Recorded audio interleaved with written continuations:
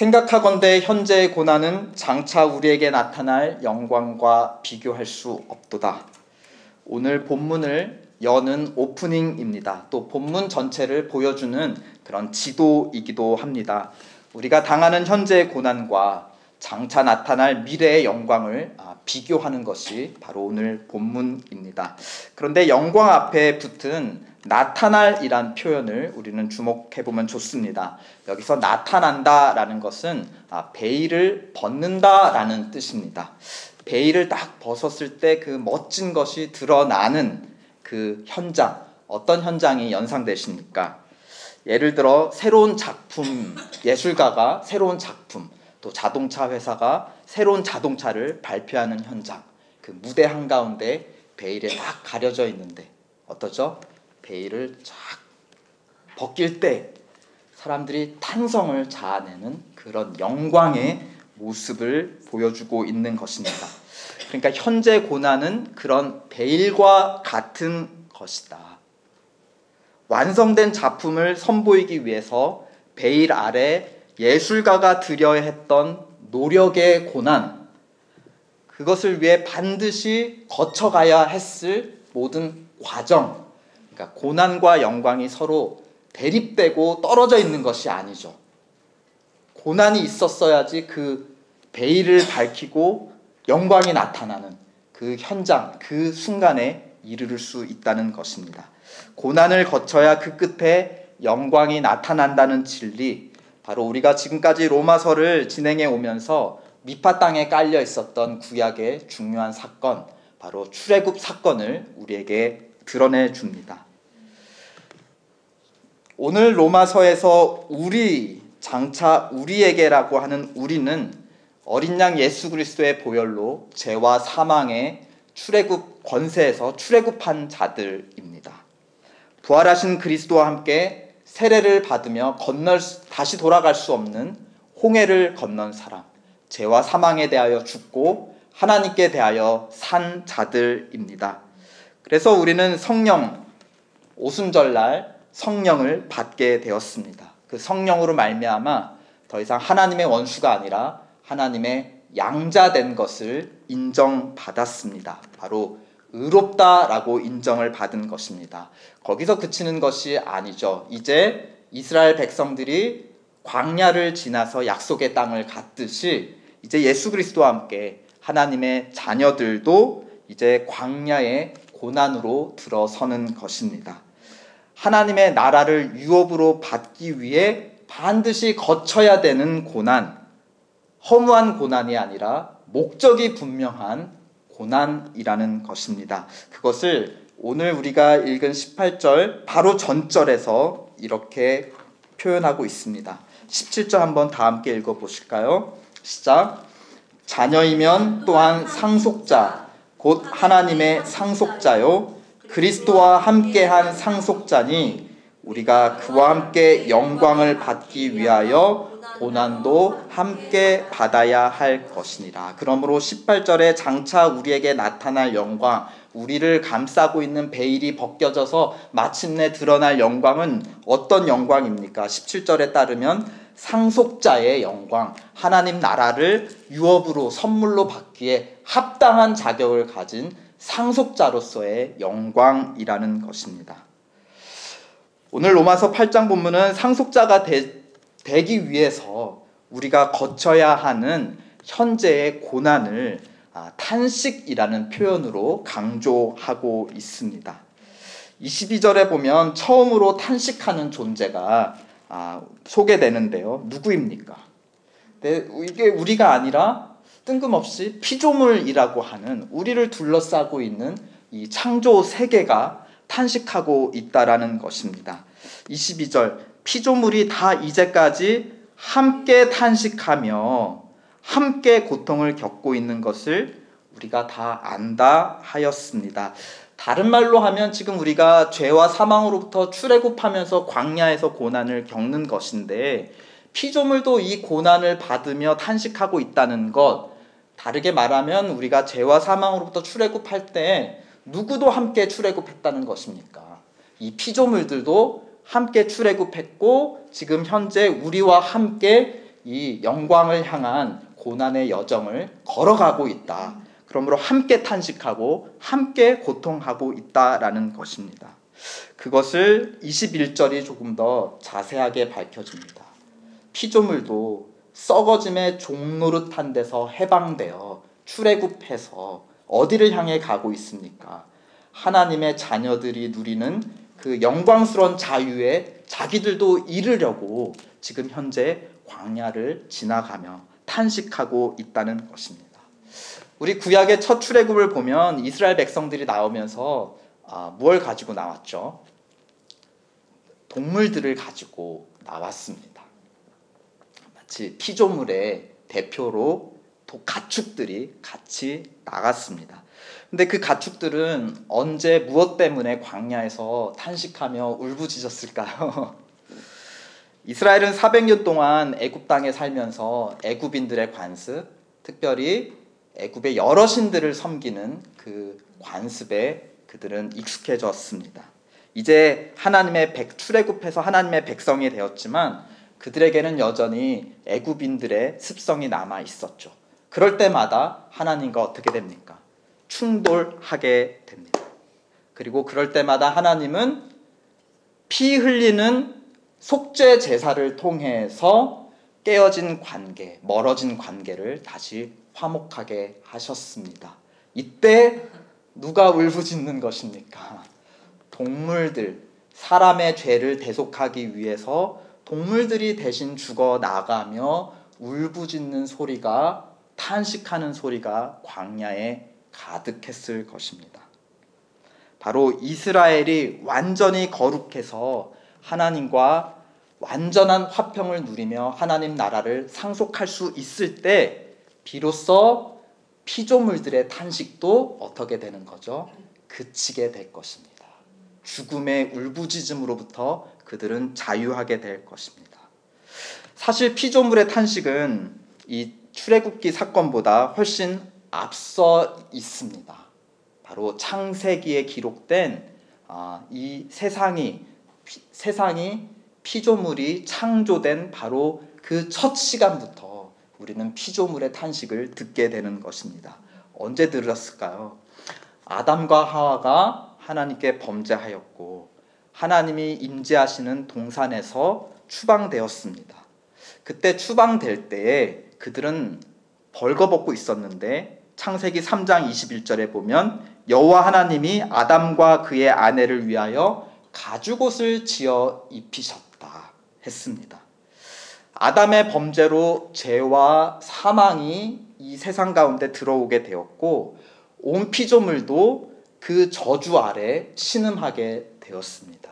그래서 가시와 엉겅퀴를 내며 사람에게 반역하는 이 피조물의 저주가 시작되었던 것이죠.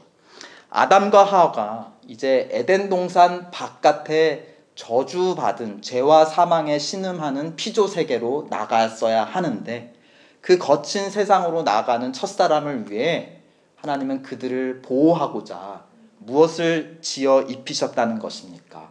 가죽옷. 가죽옷이 어디서 나올까요? 백화점에서 사서 입히시는 건가요? 아니겠죠. 어떤 알지 못하는 우리가 그 동물을 잡았다, 죽였다, 그 가죽을 벗겨서 그들에게 입혔다. 어쩌면 첫 죽음의 희생물은 아담이 아니라 누구였을까요? 바로 피조물에 속한 동물이었다라는 것입니다. 인간의 죄로 말미암는 첫 죽음, 바로 피조동물에게 있고 피조동물이 탄식했다라는 겁니다. 누구 때문에 희생했고 누구를 위해서 희생한 것입니까? 사람 때문에 희생했고 사람을 위해서 탄식했다라는 것입니다. 그래서 오늘 본문에서는 사람에 앞서 피조물의 탄식을 먼저 언급하는 것은 아닐까, 마치 창세기 1장으로 우리를 데려가는 것은 아닐까 싶습니다. 하지만 결국 이 피조물의 탄식은 사람 때문에 사람을 위한 것이므로 사람과 관련 있죠. 그러므로 이 피조물들이 탄식에서 벗어나 기뻐하는 것도 누구로 말미암아 임하는 것일까요? 사람이 탄식을 그칠 때, 사람이 죄를 그치고 죽음에서 자유하게 될 때 마침내 피조물도 탄식을 멈추게 될 것입니다. 19절, 피조물이 그래서 고대하는 바는 무엇이냐? 하나님의 아들들이 나타나는 것이다. 상속자의 영광스러운 하나님의 형상을 가진 아들들이 나타나는 것이다. 21절, 그때 이 피조물된 자기들도 하나님의 자녀들이 누리는 영광스러운 자유, 저주로부터의 자유, 죽음으로부터의 자유, 탄식으로부터의 자유에 이르게 될 것이다. 22절, 그래서 현재 성령의 처음 열매를 입은 우리 출애굽 공동체와 함께 광야를 지나며 함께 탄식하고 고통하고 있다라는 것입니다. 하나님의 자녀들이 영광된 본래 모습에 이를 때, 하나님이 아담을 창조하신 그 본래 모습으로 사람들이 회복될 때 이들 피조물들도 원래 하나님이 창조하신 영광된 그 모습으로 회복될 것이라는 겁니다. 생각해 보세요. 이제 무대가 있는데 뒤에 온갖 피조물들이 탄식하면서 코러스를 부르는 것입니다. 그러면 이제 뮤지컬 흐름상 누가 딱 나오는 것이죠? 그 코러스 뒤에 합창단들이 이제 배경으로 코러스를 딱 부르면 이제 메인 싱어가 주인공이 나와서 노래를 이제 부르면서 뮤지컬이 이제 하이라이트를 향해 가지 않습니까? 피조물의 탄식 뒤에 이제 누가 나타나 탄식의 노래를 부를 차례입니까?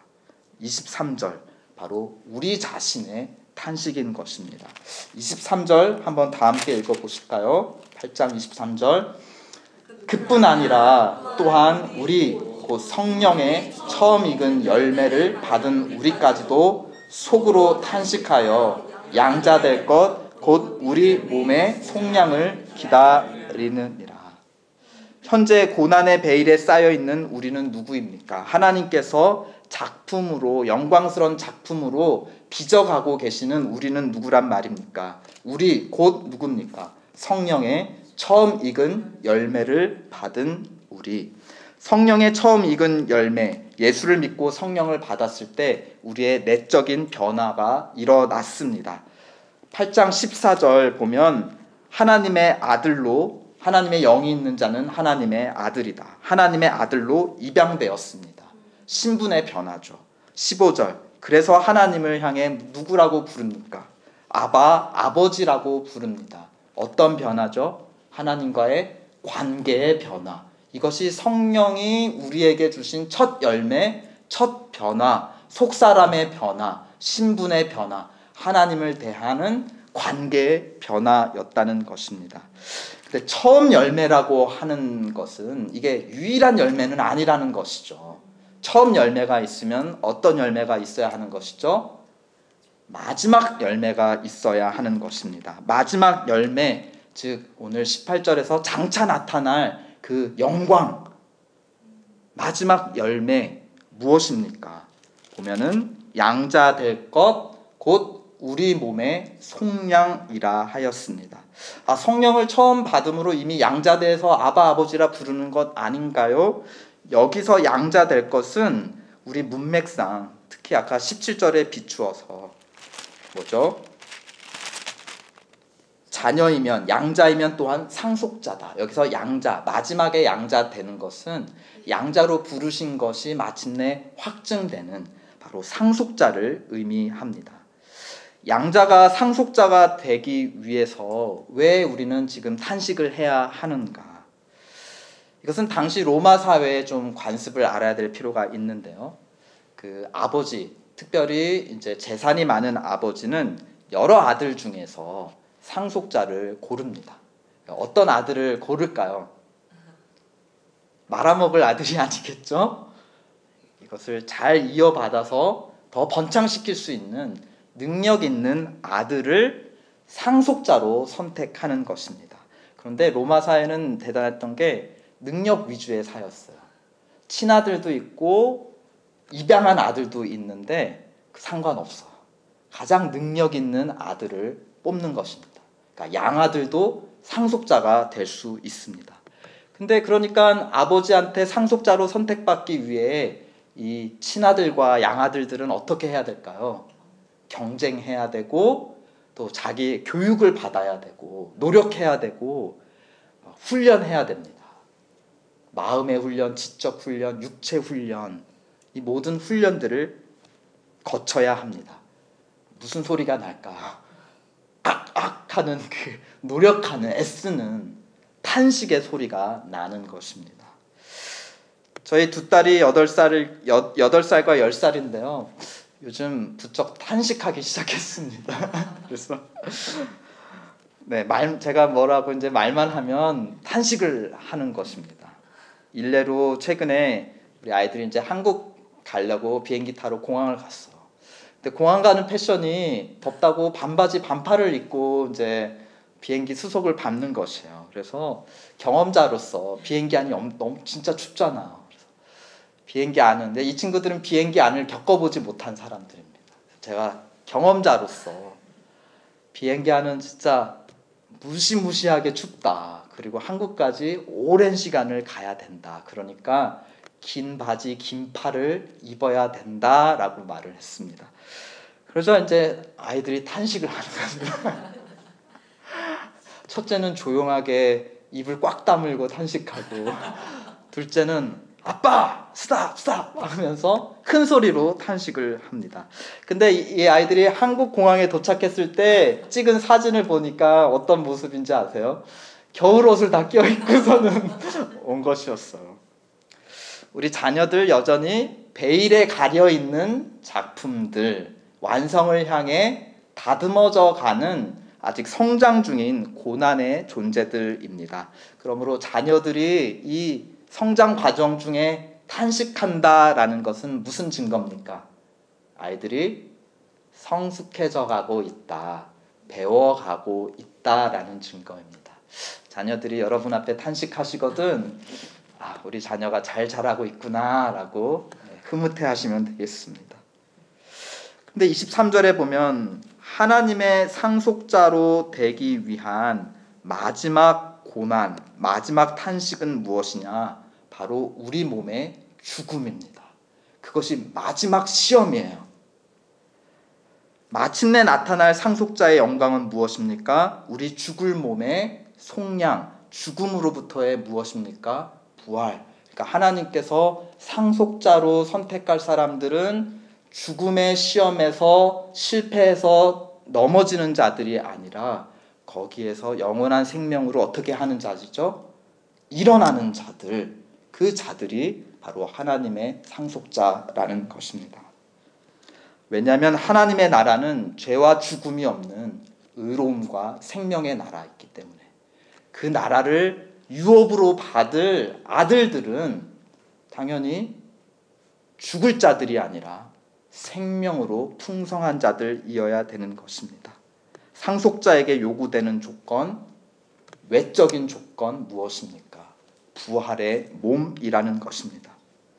그런데 죽음에서 부활한 자가 우리는 앞으로 이것을 기대하며 있지만 이미 부활하신 자가 있다라는 것입니다.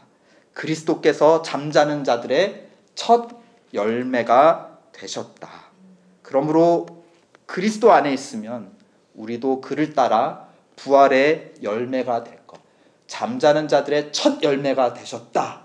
첫 열매라는 것은 이 부활이 그에게서만 그치지 않을 거라는 것을 암시하죠.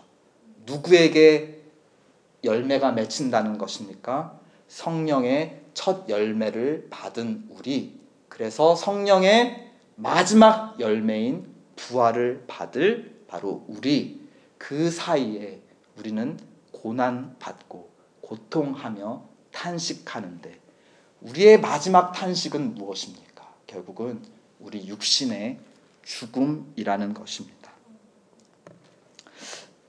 죽은 자가 부활한다. 우리 스스로 부활할 수 있다면 사실 죽지도 않았을 겁니다. 죽음에게 져서 우리는 당하는 거죠. 누구도 스스로 죽고 싶지 않습니다. 죽음은 당하는 것, 우리가 패배하는 것입니다. 죽음에게 패배한 우리가 죽음을 이기고 부활할 수 있을까요? 스스로? 그런데 우리가 몸의 구속, 부활을 바라본다라는 것은 그 능력이, 그 열매가 우리의 열매가 아닌 바로 하나님의 열매인 것입니다.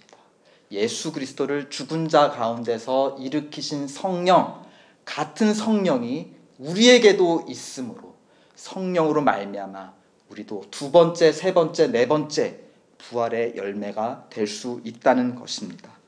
자녀로 부르신 자는 다 상속자다. 하나님의 전적인 은혜가 아닐 수 없습니다. 성령의 첫 열매가 속사람의 거듭남이라면 성령의 마지막 열매는 겉사람의 거듭남입니다. 이 마지막 열매를 맺기까지 누가 우리 죽을 몸을 가진 우리 안에서 이 열매를 맺기 위해 역사하고 계시다는 것입니까? 바로 하나님의 성령입니다. 그래서 오늘 본문은 성령의 그러한 역사를 또 탄식으로 표현하고 있습니다. 피조물과 우리와 더불어 탄식하는 또 다른 분이 계시는데 바로 하나님의 성령. 26절 다 함께 읽어보시겠습니다. 시작. 이와 같이 감을 도우시나니 우리는 마땅히 기도할 바를 알지 못하나 오직 성령이 말할 수 없는 탄식으로 우리를 위하여 친히 간구하시느니라. 성령은 우리 때문에 탄식하는 게 아니라 우리를 위해서 탄식한다 하셨습니다. 우리를 깎아내리는 비난자의 탄식이 아니라 우리를 하나님의 영광된 자녀, 작품으로 세워나가기 위한 예술가의 탄식이라는 것입니다. 그런데 26절은 흥미롭게도 성령의 탄식을 어떤 행위와 구체적으로 관련 짓고 있습니까? 탄식하시는데 우리를 위해 친히 간구하시는 것으로 탄식한다라는 것입니다. 특별히 어떤 상황에서 그렇게 하는가? 우리와도 관련이 있어요. 우리가 연약할 때, 특별히 어떤 연약함입니까? 역시 기도하는 상황입니다.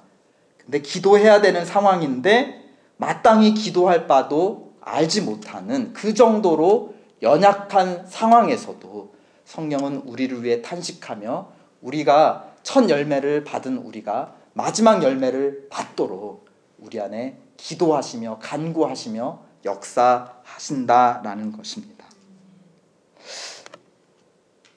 그렇다면 앞서서 23절에 우리의 탄식도 무엇과 관련되어 있는 탄식일까요?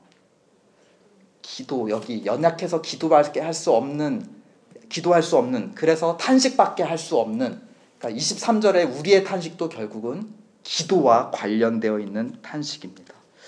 기도밖에 할 수밖에 없는 상황인데 마땅히 기도할 바도 알지 못하고 또박또박 논리적으로 하나님 앞에 이렇게 아랠 수 없을 만큼 정신이 빠져있는 그런 극한 상황임을 우리는 가정해 볼 수 있습니다. 이 바울 당시 특별히 1, 2세기의 로마 교회의 이제 교회 벽화에 보면 그 기도하는 성도들의 모습이 벽화에 그려져 있어요. 근데 어떻게 기도했을 것 같아요? 우리처럼 이렇게 무릎 꿇고 손 모으고 눈 감고 이렇게 기도했을까요? 놀랍게도 일어서서 손을 벌리고 눈을 부릅뜨고 하늘을 향해 하나님 보좌를 향해서 큰 소리로 기도하는 장면이었습니다. 그런 초대교회 로마 교회 관습, 기도하는 게 그 당시에 이렇게 해서 큰 소리로 기도하는 게 기도하는 그 전통이었는데 23절처럼 속으로 탄식할 수밖에 없는 연약한 상황이면 어떤 상황일까요? 일어설 수 있는 상황일까요? 큰 소리로 말하지 못하고 속으로 말할 수밖에 없는, 기도할 수밖에 없는 상황, 어쩌면 일어서지도 못하고 누워있는 아픈 상황일 수도 있습니다. 더 심하게는 오늘 이 8장을 둘러싸고 있는 그 분위기가 죽음이죠. 죽음과 부활. 그러므로 우리는 누워 죽음을 기다리는 그런 순간일 수도 있다고 우리는 가정해 볼 수 있는 겁니다. 숨이 차고 의식이 혼미해져서 살아있을 때처럼 하나님께 또박또박 기도할 수 없는, 속으로 내 영으로 탄식하며 내 영혼을 하나님께 맡길 수밖에 없는 어떤 그런 연약한 상황일 수도 있는 겁니다. 그러나 그럴 정도로 연약한 마지막 순간, 죽음의 고난을 겪는 그 순간에도 그때 성령이 어떻게 하신다는 겁니까? 우리를 위해 친히 탄식하시며 간구하신다라는 것입니다. 그 간구는 27절, 반드시 들어 응답하시는 확실하고 능력 있는 간구입니다. 왜냐하면 성령은 하나님의 마음이고 하나님과 항상 통해 있기 때문에 하나님께 들으시는 확실한 기도라는 것입니다. 우리를 죽음의 순간조차도 하나님과 우리를 이어주는 끈이 있다면 그것은 우리 안에서 탄식하며 기도하시는 바로 성령 하나님이십니다. 예수 그리스도가 십자가에서 탄식하셨습니다. 나의 하나님, 나의 하나님, 어찌하여 나를 버리시나이까. 죽음은 버려짐이고 단절이죠. 무덤에서 3일 동안 그 몸은 하나님과 완전히 단절되어 있었습니다. 그럼에도 하나 연결되어 있는 것이 있었다면, 하나님과 그 아들 예수 그리스도를 연결하는 유일한 연결고리가 있었다면 그것은 무엇입니까? 성령.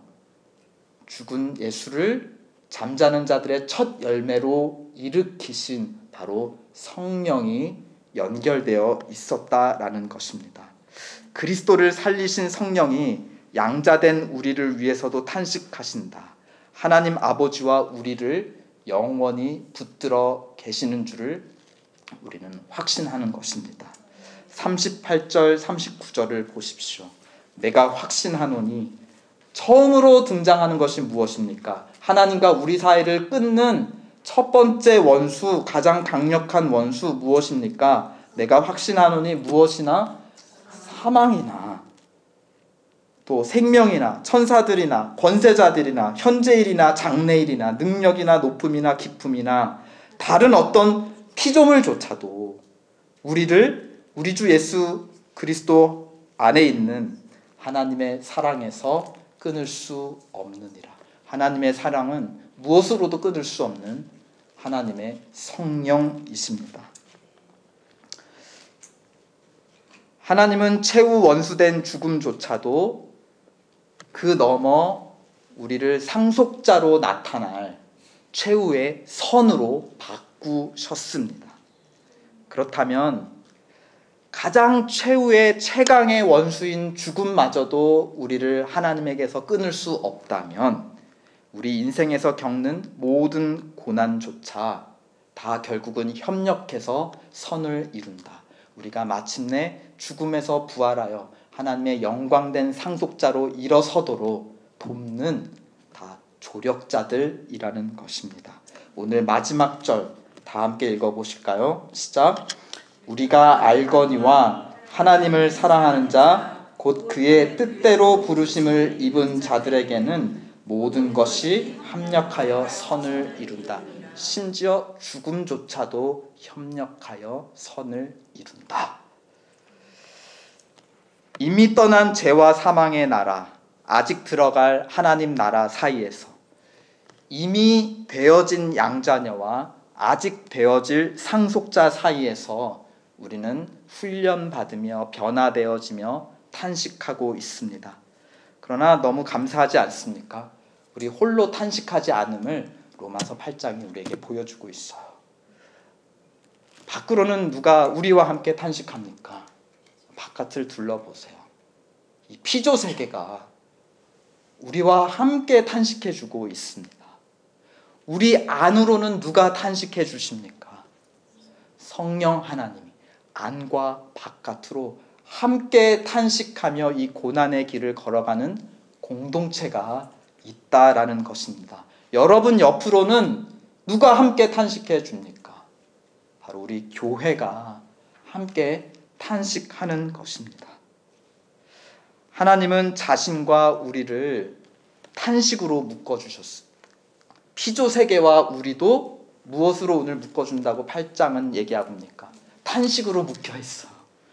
또 여러분과 너와 나도 우리를 이어주는 공통 무엇입니까?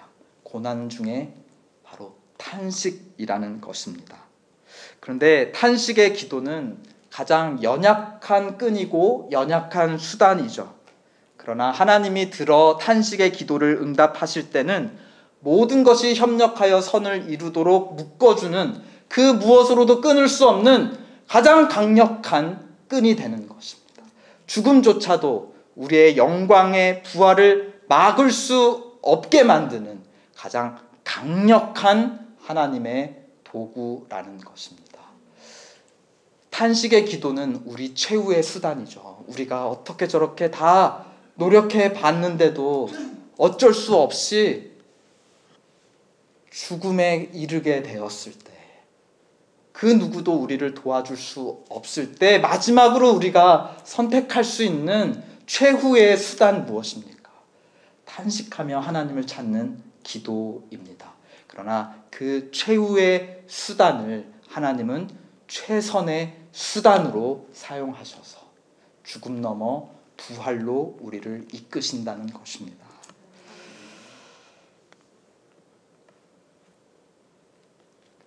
그러므로 우리는 누구입니까? 우리는 탄식하는 공동체입니다. 탄식하며 하나님의 선을 이뤄가는 공동체. 세상을 위해, 이 피조물을 위해 탄식하며 또 내 옆에 이웃을 위해 탄식하는, 그렇게 선을 이루어 하나님의 영광을 향해 다가가는 우리는 탄식하는 공동체입니다. 우리 그런 공동체를 함께 이뤄갈 수 있으면 좋겠습니다. 아멘. 이 시간 잠시 속으로 또 탄식하며 잠시 기도하겠습니다. 우리 세상을 위해 한번 탄식해 봐요. 내 자신만을 위해 탄식해 보지 말고 우리가 이민 온 이 미국과 이 아틀란타 공동체와 또 기후변화와 환경 파괴로 신음하는 우리 자녀들이 성장하면 살아갈 이 세상을 위해 한번 좀 탄식해 봐요. 또 우리가 떠나온 조국을 위해 한번 좀 탄식해 봐요. 또 전쟁이 일어나고 있는 러시아와 우크라이나 지역을 위해 한번 우리 탄식해요. 하나님의 평화가 임하기를 우리 한번 간구해 봐요. 그리고 또 우리 이웃을 위해 한번 좀 탄식해 보는 것은 어떨까요? 내 마음에 하나님이 생각나게 해주는 그 사람을 위해 너무 유려하게 무엇을 어떻게 기도해야 될지 모를 때 그냥 도와주세요, 일으켜주세요, 만나주세요, 성령이 임하게 도와주세요.